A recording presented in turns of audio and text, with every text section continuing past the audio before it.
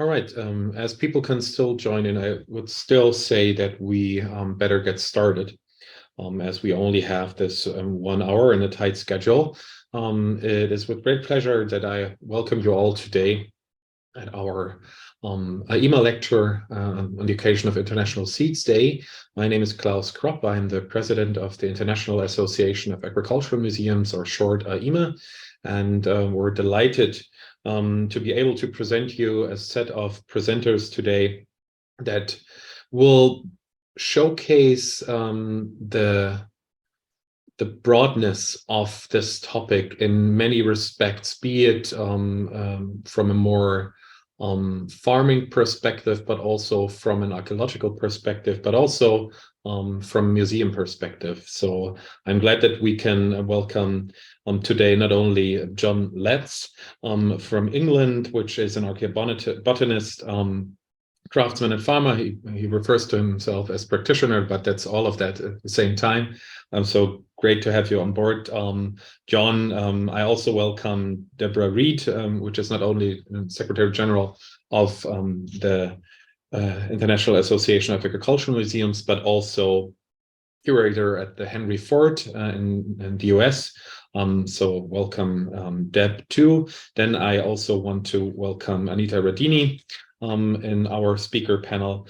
She's an assistant professor at UCD Dublin in Ireland and will present some parts of her work. Great to have you on board, Anita.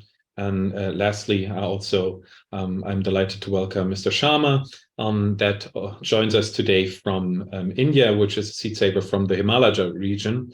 And thank you so much already for all the effort you put in to send in this presentation. So we will get started now. We will do 2 screen shares, and then I'll run another set of presentations. And I would, in this case, hand over to John now. So John, you should be good to go. Okay, let me. Is that visible to you, Klaus? Yep. Yes. Okay, good. So I'll get going. Well, hello everyone. It's an honor to be the first in the queue. It's a little bit worrying since I've not been directly involved with the AIMA very much, but I have been involved with museums and agricultural museums for quite a long time. But it's great to be part of a community of people so interested in focused on seed and diversity, I suppose, is inevitably with that. And my general view has been for 30 years is that museums would be a wonderful place and need to be a place to preserve the diversity of the past, but the diversity of the past so that we can use it for the future. I think I'll be preaching to the converted if I go on much more about that. That's what my work has been, learning lessons about past farming and agriculture, and in particular cereal crops, which is what I've been working with for 35 years, and what lessons we can draw from that in order to make our modern cereal farming much more sustainable. And my story starts back with a thatched roof. In England, it's still quite a common thing. So I've got a number of slides. A picture paints 1,000 words, so I'll skip through them fairly quickly, but I hope they'll give you a flavor of the different things that I've been working on. But it starts with this. Basically, I'm from Canada originally, and I certainly didn't grow up in the thatched building. And when I was here, they were all very pretty, but they're also incredibly useful sources of information on agriculture. And what I discovered about 30 years ago now is that the bottom layer of the thatch on a building like this one is the original layer of thatch put down in this case about 1425. That's 600-year-old cereal remains, straw, everything that was in the field preserved in the bottom layer. Now you can't tell that from the outside. Sorry, let me smooth that thing over. But from the inside, this is what it looks like. So that's the inside of the roof space, and it's covered with soot. It's dark because they weren't chimneys, and the smoke obviously went up. They were open hall buildings, and it's preserved all of that beautiful organic plant material, weeds, insects, crop diseases, a few grains, the cereals itself, the land races that were being done. And to me, that was a fantastic source of information to point me to the future, because obviously these crops were grown without agrochemicals and had to be grown for subsistence purposes. And so they were very good at absorbing nitrogen and all those other things. So that's how my work got going. And you can just see the layering on such a roof. So you can run an archaeological dig essentially and excavate down, and you've got a 600-year record of farming, a 600-year record of cereal crops. And that bottom layer, as I say, is critical, because the big changes in crops start happening in the early 1800s. So this is getting back to the early land races. So what you find in those are all sorts of cereals that, according to the experts, never evolved. Well, the diversity in these samples is extreme. So the wheat on the left here is bread wheat, Triticum estivum bread wheat. But these are all rivet wheats, the three in the middle, and Triticum turgidum wheat. And the closest I could find to some of these was in the Neolithic Swiss lake dwellings from 4000 BC. So there was incredible diversity in these fields, which was maintained by the way they were farming. There's even a bit of grain there. I'm just starting finally after all these years to do DNA work. Obviously, the techniques didn't exist 25, 30 years ago. I'll be able to link these crops to dispersals and maybe cultural movements. But the goal is still diversity. Is this all still coming through okay, Klaus? You can see everything? Yes, perfectly. Okay, so I got very interested in medieval farming methods because I wanted to know how those genetically diverse landrace crops, how they were created, how they evolved, and what were the factors influencing. Because I very fundamentally believe that genetic diversity within that crop is essential to the crop's resilience. So the way fields were plowed, sowing depth, how the grain was cleaned, all of these things influenced the way these populations were grown and how they were maintained, how that diversity was managed, usually unconsciously. But the key is that they obviously saved seed from year to year, replanted that, and that's what allowed the crop to adapt to local growing conditions. So those genetic lines within the field that liked the weather, liked the soil, did well, produced more seed, they contributed more seed to the next generation. And over generations, centuries, these land races evolved and became very locally adapted to local conditions. There's obviously always change going on in weather and climate, but basically that's what people grew until the early 1800s, when of course it was all entirely pretty quickly replaced, at least in the UK. Obviously, these things survive in many parts of the world, but not in the UK, which was the first country to industrialize and mechanize its farming. But I know people who are listening are far more experienced and knowledgeable about that than I am. But this is what I was looking at. So I looked at harvesting methods to produce good quality thatching straw. There are still about 800 or 1,000 people working in the UK who are roof thatchers. I got so interested that I became a roof thatcher and started taking on more unusual projects, including museum projects. That's at the Westow Anglo-Saxon village. And there's a shortage of thatching straw. It's not lasting very long because it's so short. It's all modern varieties and they're not designed. And thatch, of course, 25 years ago, people just said, oh, thatch is just a wealthy, a roofing material for wealthy people on lovely houses in England. But actually, it's an eco-roofing material. And that's my new task I've set for myself, is to create modern thatch, eco thatch, that I think solves many problems, produces good quality grain from ancient heritage grains for baking, but also good roofing material that will last long, that is beautiful, but also provides lots of insulation. I should speed up or it's probably already 10 minutes. Anyway, I'm a plant breeder. I did a lot of genetics and botany and ecology and all those things. And this is what, we were told is the ideal crop. But those modern crops, obviously you need lots and lots of agrochemicals, which are killing the planet. Probably don't need to expand on that. Killing the soil, killing the planet, and not producing very tasty flour anyway. So this to me is the opposite of what we need. And including intensive plowing, that could be very damaging for the soil. We have much to learn about how plowing was done in the past. I know, Klaus, you're quite an expert on plowing. And there's a role for it with certain crops. But I wanted to have a system that was the closest to a natural agro ecosystem, natural ecology as possible. That's sustainable grain production. So as enjoyable as it is, I have to say, at a personal level, to plow, it's not something that I tend to do anymore. So I've gone to gene banks around the world and I pulled out the genetic resources, the different types of seeds that are available. And there are thousands of old types of grains in gene banks, and we know very little about them. Everybody's focused on GM and creating new varieties, but there's a wealth of diversity in gene banks that we're going to have to draw on to produce truly resilient and productive crops, because clearly we have to feed people. And I don't have a problem with that. Obviously, we need to increase yield, but we can't do it the way we've been doing it. We need a paradigm shift in plant breeding.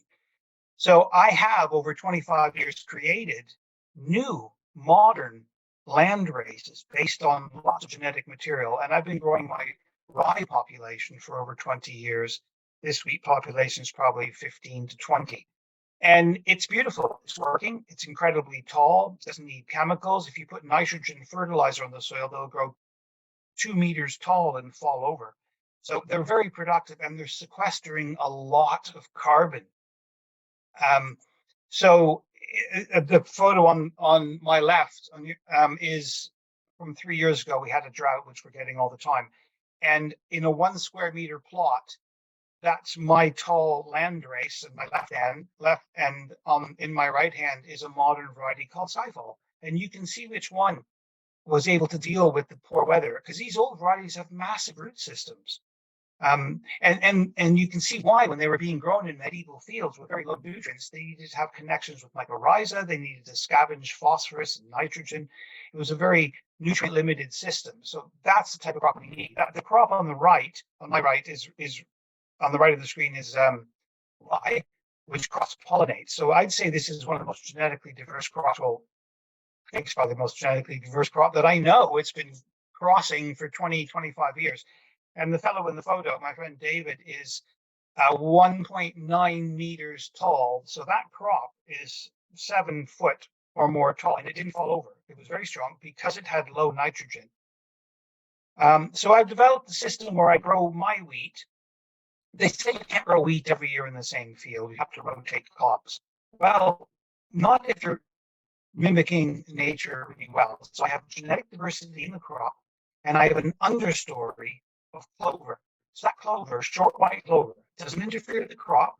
It soaks up sunshine, it produces nitrogen, feeds the pollinators, and I think this is probably one of the most sustainable grain production systems I know of. I stand to be corrected, and I'm going to spend the next 5 years proving this scientifically, because I finally accessed some really good research and development funding.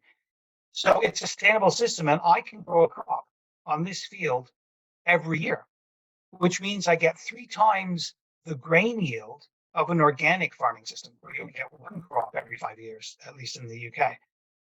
I don't have animals in the system, although I get a few sheep to graze the clover, but basically it's a stock system. So I'm sequestering massive amounts of carbon, because the only thing that leaves the field is the grain. So all this straw is just absorbing carbon, turning into compost, and feeding the next crop. And I've looked at all my nutrient budgets, and I'm doing very well.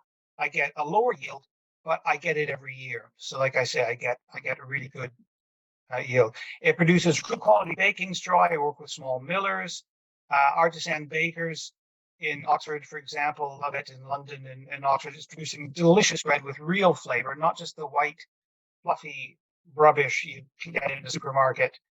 And also I've been working with a distillery, a craft distillery. I'm now a director of a distillery in Oxford, in fact, Oxford Artisan Distillery, and we're using exclusively these ancient grains to make whiskey, gin, vodka. I don't want to just get people drunk and feed them whiskey. I'm also doing the flour on the side, but the honest truth is there's a lot of profit in making alcohol.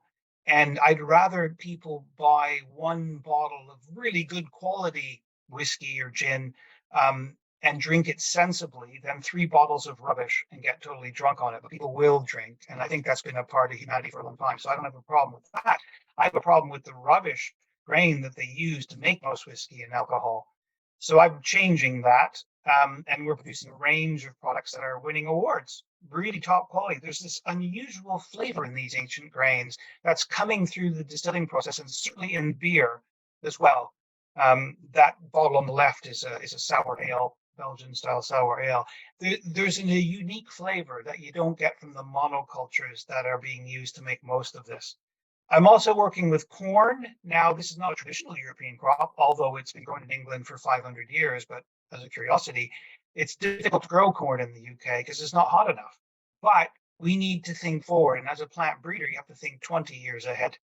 And there's always been innovation in agriculture. And I think so. I've developed a crop that grows really well, at least now in the southern England. I got genetic resources from everywhere.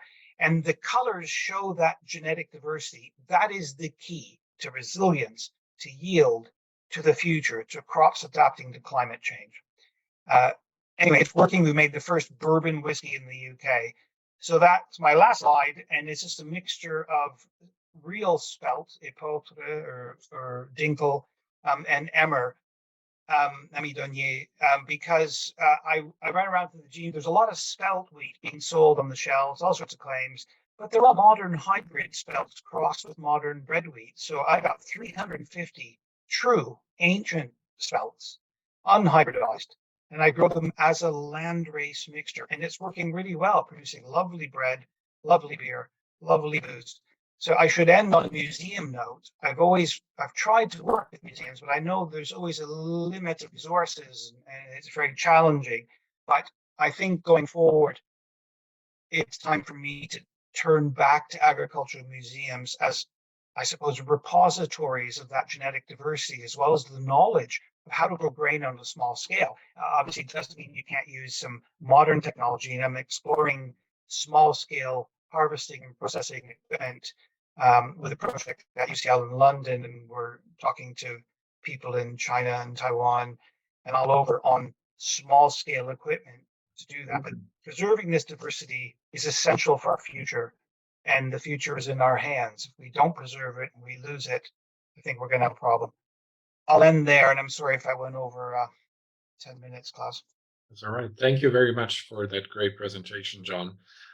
We will then move on to Debris' presentation. So you can go ahead and share your screen. For all of you that joined in late, we will do the discussion at the end of all 4 talks. So fire away, David. Hello, I'm Deborah Reed, Curator of Agriculture and the Environment at Ford Museum Complex in Dearborn, Michigan.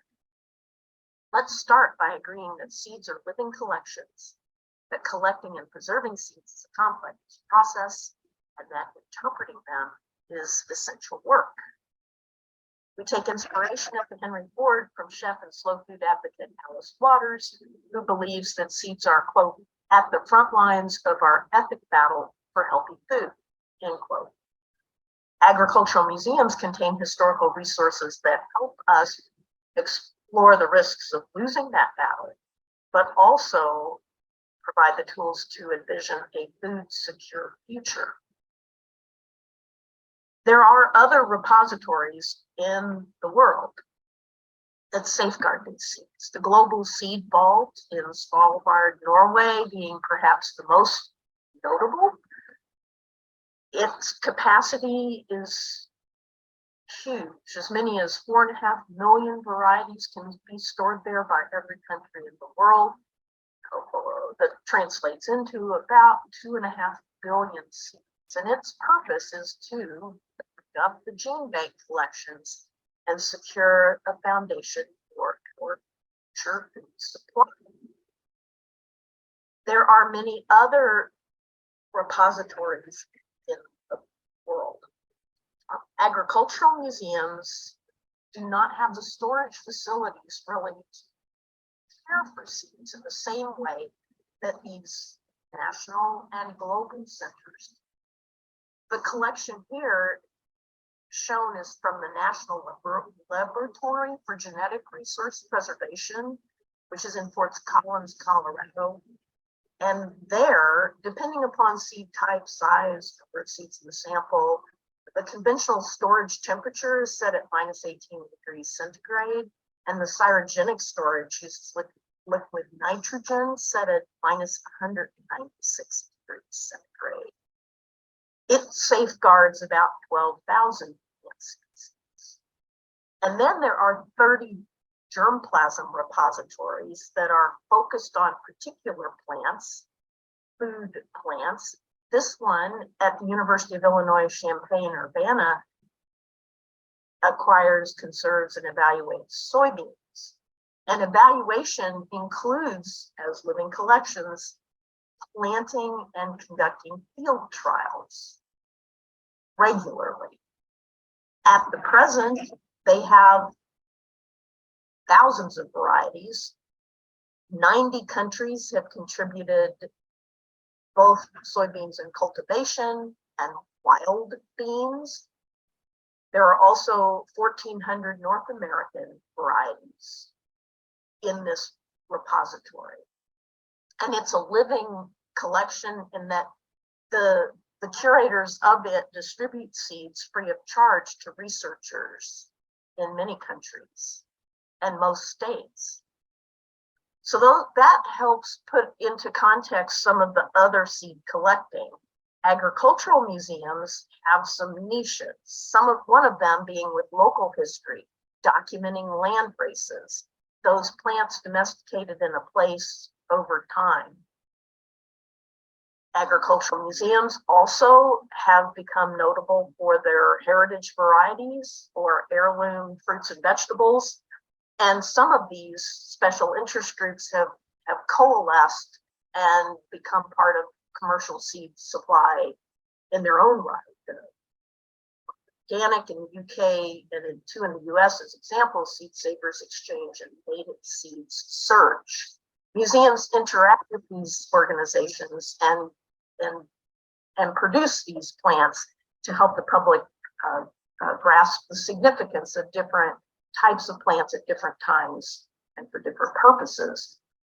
Agricultural museums also include collections that put the historic commercial seed production into context that includes pollinators in the case of this Shaker apiary from the second half of the 19th century.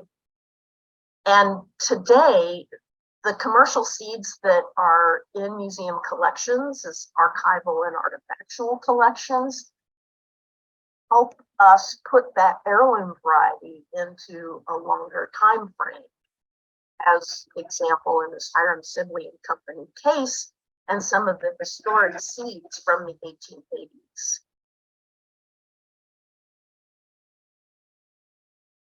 Expanding on that, the Henry Ford includes collections of horticulturalist Luther Burbank, who in the late 19th and into the early 20th century produced 800 plus hybrids. Hybrids also being the result of selective breeding, cross-pollination of different species often to produce hybrids. These hybrids changed in appearance, might have had a different appearance than their parents, different characteristics than parents, and sometimes even different plant genetics.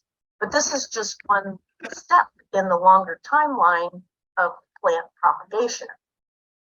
I like the contrast of these images with seed saving as the Wabash Railroad encouraged farmers to do, illustrating the 12 best years to collect for planting an acre in the next growing season. And then 20 years later on the right, plant patent number 15, that was one of Luther Burbank's peaches, but indicative of the shift in patenting towards protecting the intellectual property of the inventors for a period of time. This is in then the longer timeline of the mid 20th century and on with genetic engineering. Genetic engineering differs from selective breeding and hybridization in that it emerges as a molecular biology only after the 3D structure, the double helix, is discovered and the link between DNA and genetic markers, heredity, is realized. Not until 1987 do molecular biologists develop technology that can be used to produce genetically modified organisms on a commercial scale. This research occurred in colleges and corporations, pushing the changing plant genetics, really so that you could argue, an integrated seed and chemical marketing plan. This polarizes the public, but our living history farms and agricultural museums can engage the public in this discussion and, in fact, participation in the epic battle for healthy food, one seed at a time. This presenter at Firestone Farm in Greenfield Village, an open-air component of the Henry Ford, can engage guests in discussion of the role of heritage varieties in this epic battle, as Post Waters encourages us to do. An archive and our archives and artifacts lay the groundwork for engaging the public in discussions of soil preparation, planting, scale of production, as this blog about soybeans helps us do. It should prompt deeper exploration of what getting seeds in the ground means relative to other epic battles that relate to climate smart agriculture or regenerative agriculture. The notion of a healthy food for a healthy planet, we and our guests have a lot to do with this work. You can read more about it. These sources explore centuries-old commercial seed production, biotech and big money, the science and the scientists who did not always agree, and how museums and historic sites have and will engage the guests in this work. It is time to get those seeds in the ground. Thank you.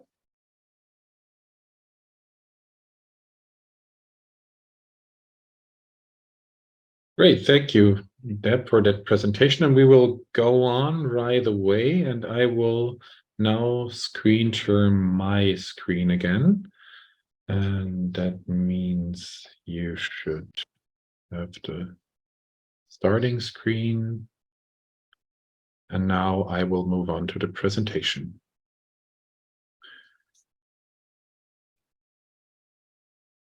Hello, my name is Anita Radini and I am an assistant professor at the School of Archaeology, University College in the Republic of Ireland.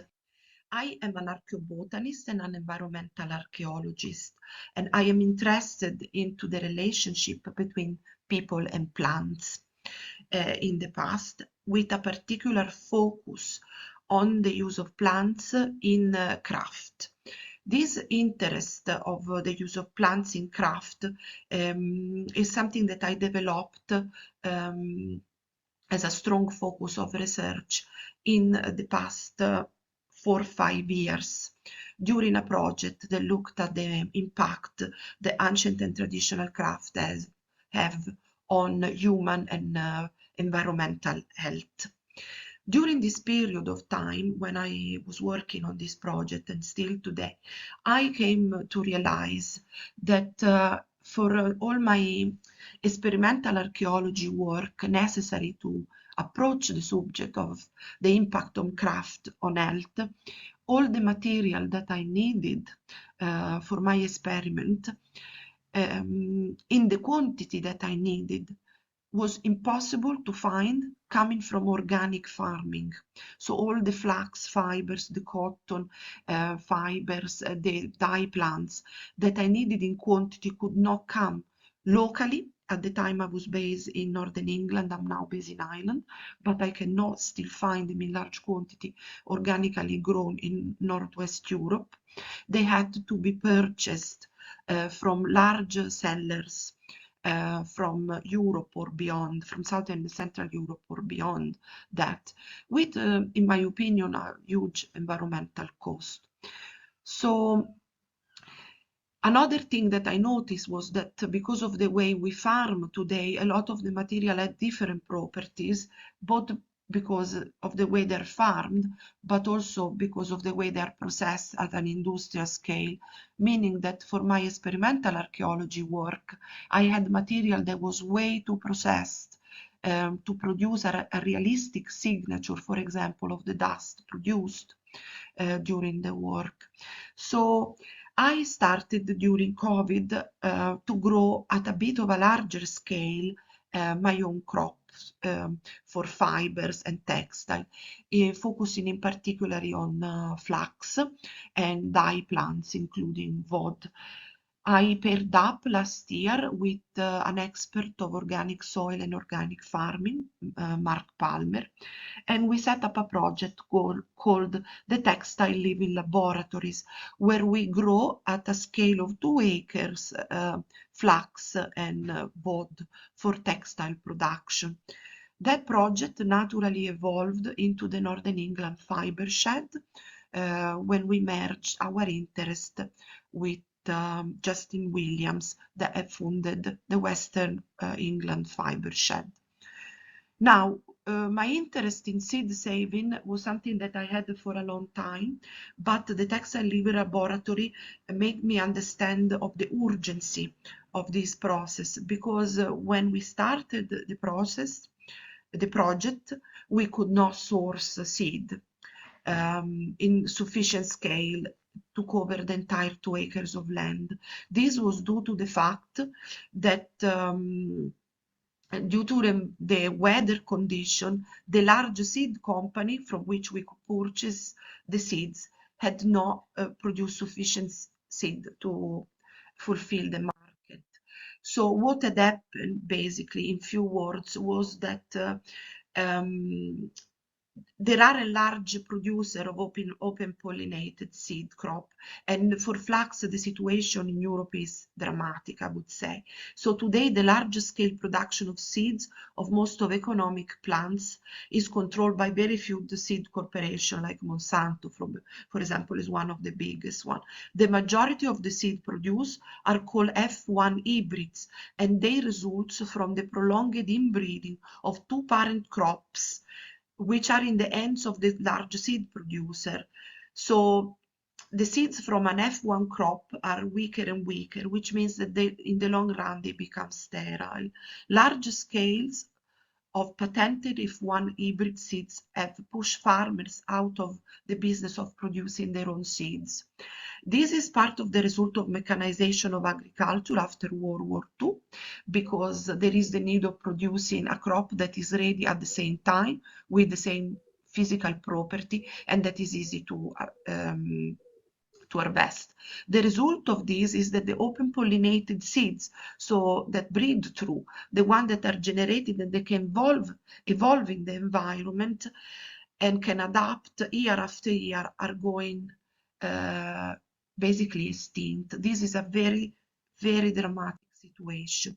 So if you are interested in learning more on why we need the seed saving, there are a number of resources. The Seed Sovereignty Group, for example, and in USA, the Organic Seed Alliance offer a variety of information to learn more. So today, one of the things that I want to point out is that open-air museums have huge potential to become small pocket of seed open pollinated seed resources and to effectively save the seed variability that we are losing worldwide. Thank you for your attention.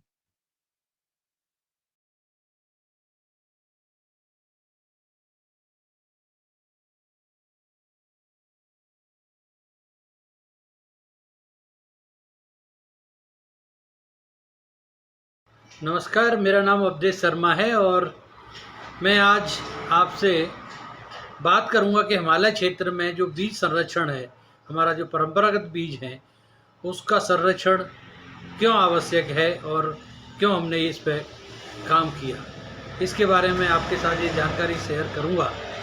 देखिए, more than 65% land तो हमारे यहाँ पे जंगल से घिरी हुई है। कुछ ज़मीनें बची हुई हैं, वो बड़े बड़े आश्रम या आर्मियों के अंडर में। कृषि के क्षेत्र में जो ज़मीन है, भूमि है, उसमें अगर हम बात करें तो कृषि में देखेंगे कि कम से कम 87% लैंड ऐसी है जो यहाँ पे असिंचित है, असिंचित भूमि है, और उसमें भी टेरेस फार्मिंग होती है, सीढ़ी नुमा खेत होते हैं। ये जब हरित क्रांति का दौर आया तो इसमें क्या था कि हमारे जो फार्मर्स थे वो अपनी जो परंपरागत जो फसलें अनाज होते थे उनको छोड़ के उसकी तरफ प्रभावित हुए। किसी भी पॉकेट पे आप देखेंगे इतना बढ़िया डिजाइन होता था, फसल लहराती हुई दिखती थी, लोग आकर्षित हो रहे थे। लेकिन जब जो वो सीड आए तो वो सीड अकेले नहीं आए, अपने साथ एक तंत्र को लेके आए। वो अपने साथ खाद लेके आए, रासायनिक खाद है, कीटनाशक दवाएं। अगर वो सीड को हम खेती में बो रहे हैं तो उसके साथ हमें छिड़काव कीटनाशक का करना ही है, रासायनिक खादें देनी है, तभी वो खेत में उत्पादन दे पा रहे। उसमें भी क्या कि वो अगली साल उसी बीज को अगर बोते हैं तो उत्पादन नहीं कर रहा। तो वो क्या था कि हमें फिर बाजार पर निर्भर होना था, और जो हमारी जो परंपरागत फसलें थी, जो बीज थे, वो लुप्त होने की कगार पे आ गए धीरे धीरे। तो जब खान पान का संकट भी थोड़ा आने लगा, क्योंकि मार्केट पे डिपेंड होने लगा किसान, तो हम लोग जब फील्ड में क्षेत्र में जाते थे, गांव में भ्रमण करते थे अपने कार्यों से, तो लोगों से, पुराने लोगों से बात करते थे, वो कहते थे कि ये जो बीज है पहले हुआ था, अब हमारे यहाँ नहीं होता, क्योंकि पहले, अब तो लोगों ने बोना छोड़ दिया था इधर उधर। तो वहाँ से नींद निकली कि हमने लगा कि जो परंपरागत हमारे जो बीज थे, परंपरागत खेती करने की जो हमारी विधियाँ थी, उसका ज्ञान हमारे को, किसानों को पहले से था। किस खेत में कौन सा बीज सही रहेगा, डांडे में कौन सी फसल लगाई जाएगी, क्यारी क्षेत्र में।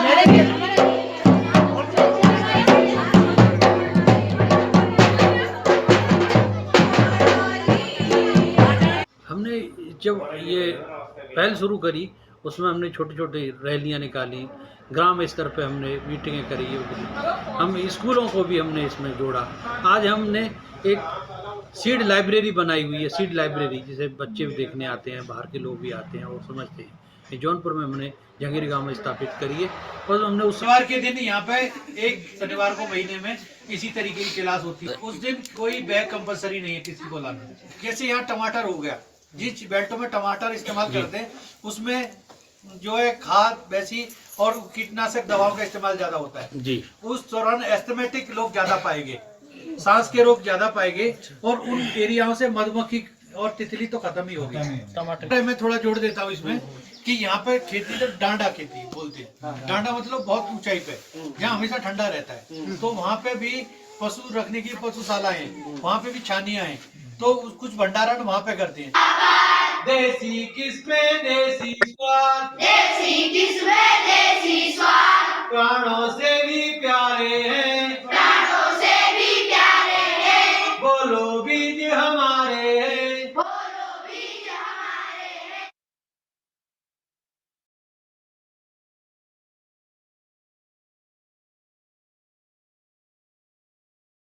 All right, everyone. This brings us to the end of our presentations and to the start of our discussion. So now you have two possibilities. We're not that big crowd of people, so if you want to pose a question, you're free to unmute yourself, and if you want, put on your camera and ask your question directly. It would be easier for us to coordinate these if you would raise your hand using the Zoom tools, so we see if someone raises a questions and don't pick out someone randomly by just unmuting. And the other possibility for you is always to put your question in the chat, and then we can read out the question loud. So the floor is open to questions, everyone.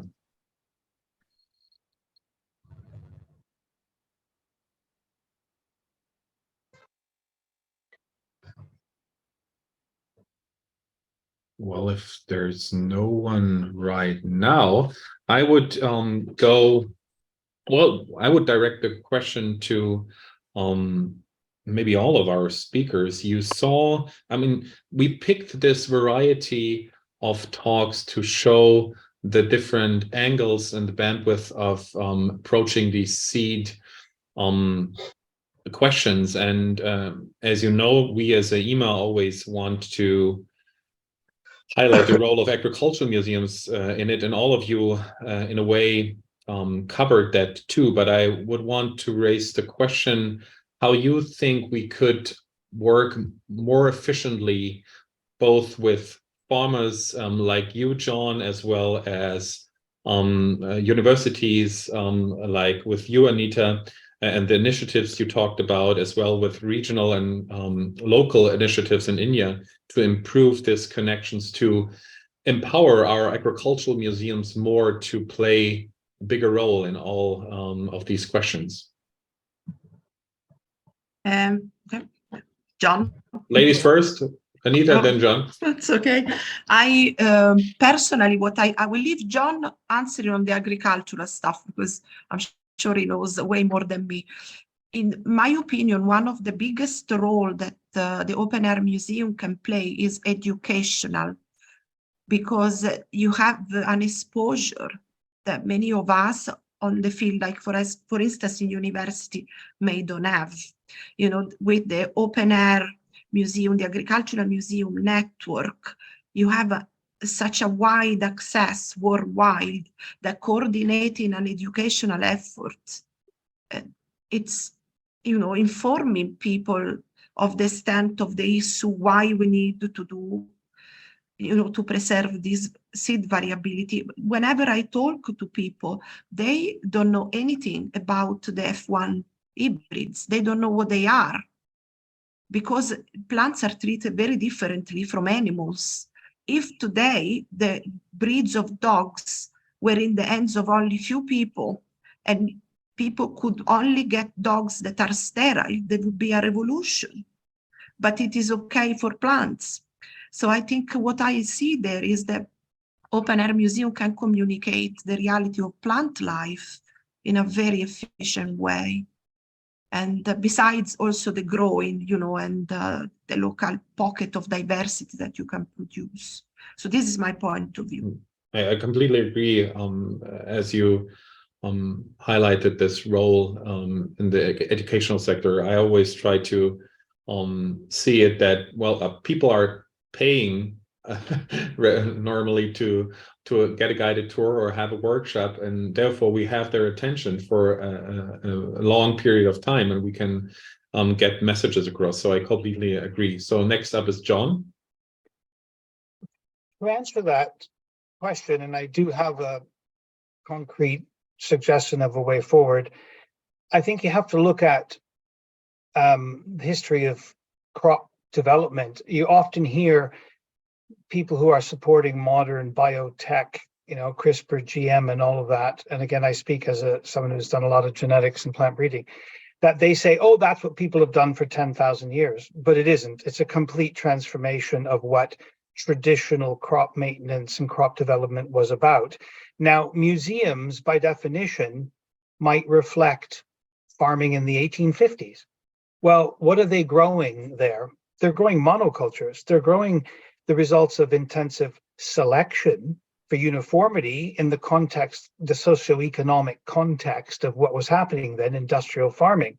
But if you go further back, what you have are land races, genetically diverse populations, and what you have going forward is genetically diverse populations. And I think we're just entering, I would say there is a paradigm shift slowly happening in the plant breeding and farming world, where people realize that we have to do things very differently. So a museum can kind of preserve and reflect that, and visitors want to say, look, oh, this is the wheat that was grown in 1820, and this is the wheat that was grown in 1920.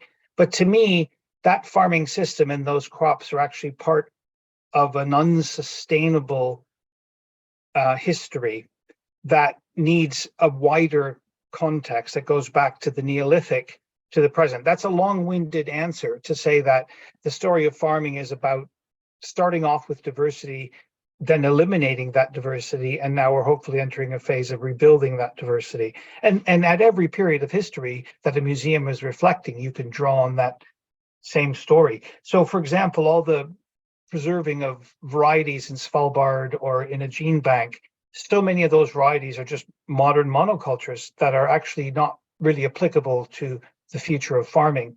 And the safest place for seeds and for gene banks is in a farmer's field, because they're constantly evolving and adapting. As long as they're safe in farmers' fields, they're not always safe. And there aren't any small farmers in the UK, almost none, who are preserving any of those crops, because the economics of farming in the UK now is just big farms, the same with Ireland.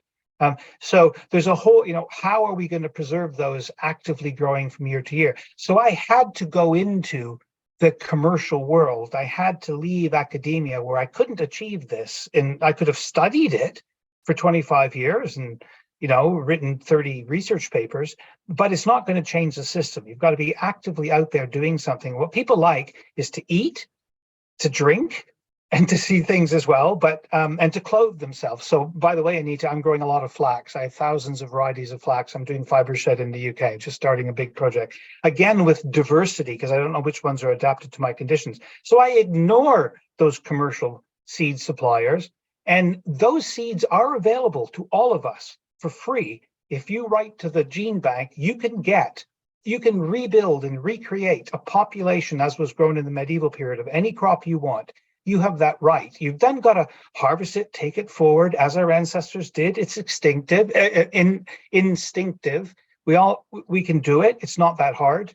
You don't need to understand the genetics to do it. I mean, we can refer to heirloom varieties, or I call them heritage varieties. And heritage varieties to me are pre-hybrid, because the whole process of hybridization and the subsequent intensive selection leads to monocultures, uniformity. So I ignore hybrids.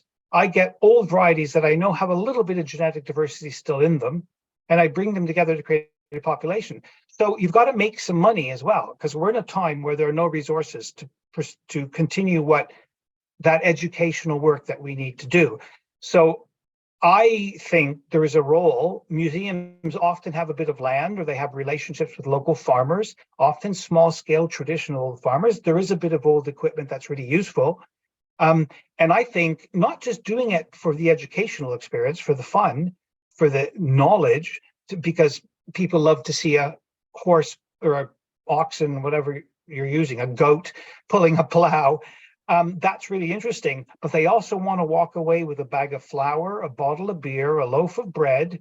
And so I think museums could enter that world, but in a cautious way, a way that accentuates and augments what they're doing, which is preserving the knowledge of the past to make a better future. So sell flour, maybe all the museums, I'm thinking the UK. I did try to do this once, but I didn't get very far. But that the museums could all grow, for example, a medieval crop or a diverse crop, and bring it together. Then you've got scale, you get it stone milled, and then the resources go back to the museum. Like, all of those things are possible if people work together, but they've got to be very practical in the real world. And people are desperate for these products to know where their food is coming from. And I think museums could tap into that really well. That's a very long answer. I'm sorry, but it covers a lot of. It's got to be practical. Exactly, and it covers a lot of ground. And actually, we see these lectures as recurring occasions to talk about these topics. So we will see where we're at in 1 year when we can come back together and talk about this topic. So we have a couple more questions. The next one in line would be Cosette. Yes, there you go. Can you hear me all right? Yes, perfectly. Oh, fine. Just a second. Do you know, first of all, two very different things. One, that it was extremely enjoyable to hear Mr. Sharma speaking his own language. And then the second one, I wanted to ask John Letts if he realized that the very many years long secretary of the AIMA was Ted Collins, at the Murrell, when he was still at the Murrell, and that in his book, which is called Crafts in the English Countryside, one of the things that he mentioned when talking about thatching was that there was a lot of archaeological evidence in thatch. And I just wondered if John realized that that was already in that book. Ted was my supervisor at Reading University, my PhD supervisor. So I am aware of him. I hope he's well. I want to go see him again. And yes, I think I brought that thatching element into his work, and I was based in Reading for a number of years. But interestingly, this emphasizes this whole point. I was in two departments. I was in plant science, very much in the agriculture or the plant biology side, and 1 foot in the agricultural history side. And I have to say, I felt far more comfortable with the agricultural historians than with the plant scientists. And I am a scientist because all the funding in the department, this is 25 years ago, all of the funding in the department was about biotech, GM, intensive plant breeding. And I said, hold on a minute, it's scientific to grow sustainable crops and to understand the science of all of that. But 25 years ago, there was no way you were going to get there. Ted appreciated it. Ted understood that. So I don't know if he's listening, but if he is, hello, Ted. And I hope to see you soon. He probably isn't. But I should have probably pursued what I pursued. It would have been more comfortable to do it in the historical world where people appreciate the lessons of the past than the arrogance of science, thinking it's only about going forward. And we have to overcome that arrogance. But thank you for pointing that out. And it reminds me, I'm writing down Ted, and I really got to go see him. Thank you, Cosette, and thank you, John. We move on now. The hand is not raised anymore, but I would ask Martin de Grom if you still have your question or if you don't want to ask questions. Yes, I am, but my dog is reacting to the other dog, unfortunately. I don't know if everyone can hear me. Yes. Really well, because I've got a bad internet connection here. No, I was just thinking about a couple of things. We started going into the theme of heritage seeds and varieties about 6 years ago now. But we're a small museum on about 2 hectares, growing a wide variety of vegetables. And we learned while doing that we're not really fit to keep the heritage varieties alive because we lack the space to grow them really well, to grow large quantities to select from. And also because we ourselves, the museum personnel, didn't have enough knowledge of the varieties and which ones to choose out.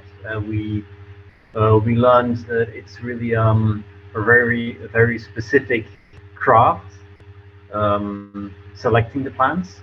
So we skipped from doing it ourselves to trying to maintain a community around us with heritage breeders, both amateurs and professional farmers, and to give the audience, the public, our visitors, the opportunity to get to know them. So that's a bit of a way that we try to work with that. So it's more on an educational level as well. But I think museums have to look at their own possibilities, but also at the boundaries when it comes to propagating heritage breeds.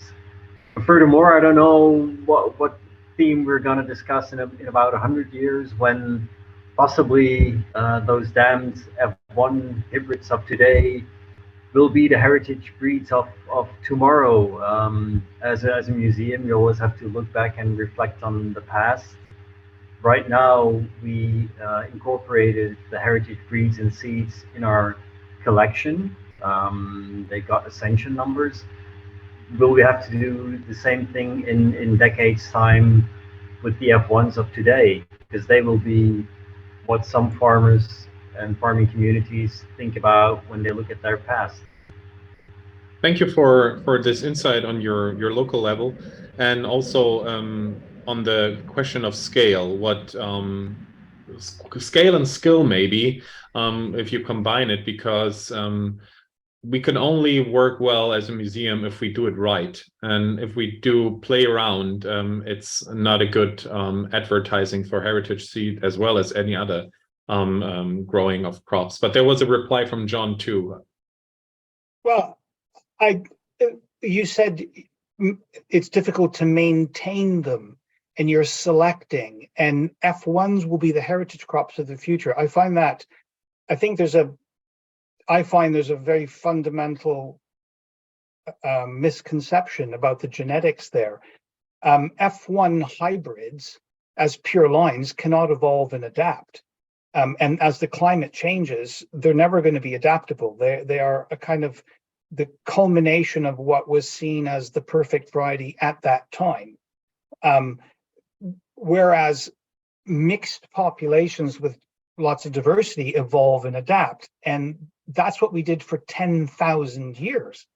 And now preserving F1 hybrids are only going to work if you have high nitrogen. Usually they're designed for agrochemical systems, intensive systems. Is that what you want to perpetuate? So that I would embrace the diversity that comes from, when you say a heritage variety, well, they can be monocultures, they can be uniform. Just because a wheat is from 1860 doesn't mean it's not uniform. And people didn't grow them as uniform varieties until the late 1800s. So I'm saying you have to ask what it is you're trying to preserve and what you want to take forward. If you want to preserve evidence to show how modern monoculture hybrids that needed fossil fuels were grown in the 1990s, okay, that's a valid museum point to showcase. But you want to showcase that against pure line heritage varieties or maybe landrace populations, and then how that's going forward. So I think I need to write more about this and put it out there rather than just and try to communicate that message. But I think there's so much that the museums could do. But preserving F1s and preserving uniformity in 1,000 years is going to be seen as the wrong thing to have done. I have to say it. That's what I believe. Thank you for that. So I know, is that a question or a comment from your side, Deb, as well? To that question? I want to reiterate, but Vijay has his hand up. But just I know he's next up in line. Okay, knowledge and skills. We've heard these terms. It's essential that staff in these museums become more knowledgeable about the terms that we've been using, and they generally, and we continue to learn. So I think that's really important, and it is a work in progress. And I think we could carry on this conversation for another half day, because I think it's really important to ally with science, and the two cultures is essential, because we historians are applied science, I would argue, is what John is doing. So there's the provocation that I hope can sustain this conversation. And I'm eager to hear Vijay's question. Exactly. That would bring us to the last question to Vijay. And let me already state that we will have the recording, and you can always share your email addresses in the chat, so you can continue to communicate afterwards. So Vijay, the floor is yours. Thanks, Klaus. I wanted to raise, so we have reached out and to Avdesh ji and requested him to present his work and experience on the work that he's doing in conserving hill varieties, which are largely going extinct because of non-practice by the farms and propagation of standard market-based varieties. So one of the things that he's doing as a non-institutional member, mostly working through farmers, and there are several people like him across the country. Thankfully, all of them are trying to come under a seed network right now, is to conserve and safeguard heritage varieties across across different regions because of several agroclimatic regions that India has, 15 major agroclimatic regions. There are varieties which have been tested over centuries in certain areas, and the only way they can be conserved and propagated are in situ conservation. And unfortunately, institutional intervention aren't there, or the Indian agriculture museums, whichever are there, are not working on that aspect at all in the first place. So what we have been thinking at our level is to look at avenues to promote in situ heritage music, agricultural heritage museum for conservation of these varieties, in which phenomenal work has been done by farmers like Abdesh Sharma ji and others. And that is something that we think could be the way forward. And then, handing over these institutions to communities who can, over years, preserve them and propagate them across. So both propagation, preservation, and continuation of those varieties is something would be part of these. There's no term that we have coined, but kind of a community museums, in situ community museum is what we are thinking in that line. And they become, of course, a good center for education. That is also very, very important. They become center for education. Yes, thank you so much for your comments, Vijay. And it's almost a closing word to this conversation today, as we basically have the right words rephrased here, meaning that we have organizations like AIMA that tries not only to connect institutions, but also other associations. We have institutions like yours that also works on bringing together these associations and institutions with the farmers. And then, and this is the most important part of it, we have the necessary connection to the communities, to the people themselves. And it's a long way to go, but I think with networking and working together, we can really make a change. And let me use this last sentence as a closing sentence for today. And thank you all, especially to the speakers, for joining in today, for the great discussion. And I hope we can continue the discussion next year, and in between. We can always think about different possibilities, workshops to continue the conversation. And also, especially as we had a speaker from India today, please don't forget about our upcoming SEMA 2023, our Congress of AIMA, which will be held in India and also will be you will be able to join digitally if you don't want to travel to beautiful India. So I hope to see you all again, and thanks for joining in. And thank you on the behalf of AIMA. Bye-bye.